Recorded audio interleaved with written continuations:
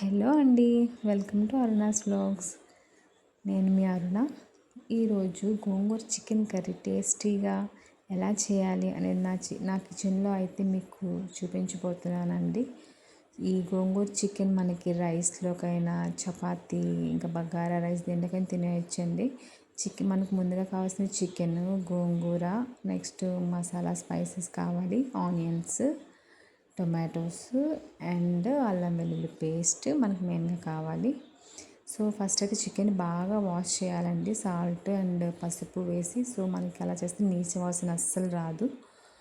Next వచ్చి అదే కడిగిన చికెన్ని మళ్ళీ కొంచెం 1 టేబుల్ స్పూన్ పసుపు అండ్ 2 టేబుల్ స్పూన్స్ సాల్ట్ వేసి బాగా కలిపి ఒక పక్కకి సైడ్ పెట్టుకొని ఉంచుకోవాలి.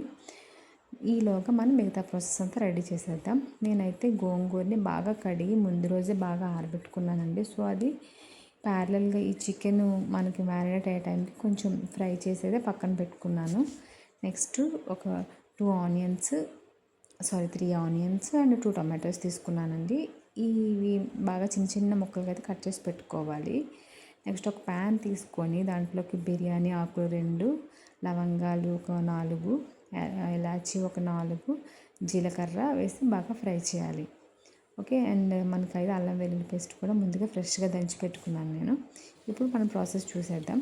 ఫస్ట్ నేనైతే ఒక ప్యాన్ తీసుకొని ఆయిల్ ఒక 3 టేబుల్ స్పూన్స్ ఆయిల్ వేసుకొని దానిలో జీలకర్ర, బిర్యానీ ఆకులు అవన్నీ బాగా వేసి ఫ్రై చేశాను. నెక్స్ట్ అవి బాగా ఫ్రై అయ్యాక టమాటోస్ కూడా వేసి ఫ్రై చేశాను. టమాటోస్ కూడా బాగా ఫ్రై అయిన తర్వాత ఒక 2 టేబుల్ స్పూన్స్ అల్లం వెల్లుల్లి పేస్ట్ వేసుకొని బాగా ఫ్రై చేయాలండి. సో ఈ అల్లం వెల్లుల్లి పేస్ట్ కొంచెం ఒక 1 మినిట్ అయితే ఫ్రై చేస్తే కొంచెం మనకి బాగా వేగుతుంది. నెక్స్ట్ ఈలోగా నేను ఆల్రెడీ ముందే కడిగి పెట్టుకున్నాను కదా, ఆ చికెన్ ఈ బాగా వేగిన ఆనియన్స్, టమాటోస్ బాగా వేగాక అందులో వేసుకున్నాను. ఇక్కడ ఒక చిట్కా ఏంటంటే, ఆనియన్స్ వేగేటప్పుడు మీరు ఒక టేబుల్ స్పూన్ సాల్ట్ వేసుకోండి. నేనైతే కొంచెం 1.5 స్పూన్ వేసుకున్నాను, ఎందుకంటే ఆనియన్స్ రెడ్ కలర్లో బాగా వేగుతాయి కాబట్టి. నెక్స్ట్ ఇప్పుడు నేను కడిగిన చికెన్ అంతా కూడా మంచిగా ఇవి వేగిన ఆనియన్స్, టమాటోస్ వీటిలో వేసి మిక్స్ చేస్తున్నా. సో బాగా మిక్స్ చేయాలి. బాగా మిక్స్ చేసి ఇప్పుడు మంట అనేది హై ఫ్లేమ్లో 2 మినిట్స్ ఉడికించాలండి. ఇలా ఉడికించడం ఏంటంటే మనకు త్వరగా చికెన్ అనేది త్వరగా కొంచెం గట్టిపడి ఉడుకుతుంది. లేదంటే మనం సిమ్లో పెడితే ఆ వాటరీగా అలా ఉండిపోతుంది. సో ఇది కొంచెంసేపు ఉడికించాలండి. చూడండి, నేను 2 మినిట్స్ సిమ్లో పెట్టాక ఒక 15 మినిట్స్ అనేది మీడియంలో పెట్టి ఉడికించాను. ఇప్పుడు 15 మినిట్స్ తర్వాత మనకి రుచికి సరిపడా కారం వేసుకోవాలి. నేనైతే ఒక 3-4 టేబుల్ స్పూన్స్, మీరు కారం ఎక్కువ తింటే మీరు ఎక్కువ కారం వేసుకోవచ్చు. నేనైతే ఒక 4 టేబుల్ స్పూన్స్ అయితే వేసాను చిన్న స్పూన్తో. అది బాగా మిక్స్ చేయాలి. బాగా మిక్స్ చేసి మనకి అంటే కారం మొత్తం మొక్క అంతా పట్టినట్టు మిక్స్ చేయాలి. సో ప్యారల్గా నేను గోంగూర ఫ్రై చేసి ఉంచుకున్నాను కదా, వాటిలోకి గోంగూర అండ్ గ్రీన్ చిల్లీ కలిపి ఫ్రై చేశాను.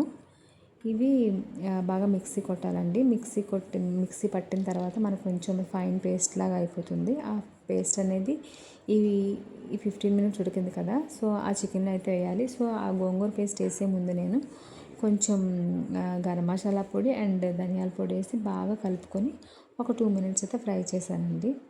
ఒక 2-3 మినిట్స్ ఫ్రై చేసి మూత పెట్టుకొని ఫ్రై చేయాలి.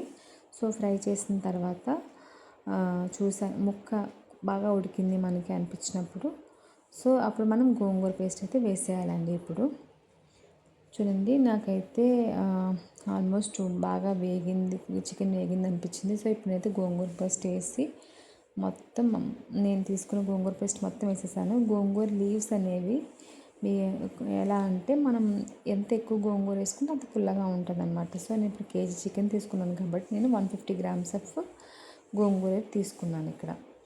సో గోంగూర ఇది వేసి మంచిగా కలపాలి.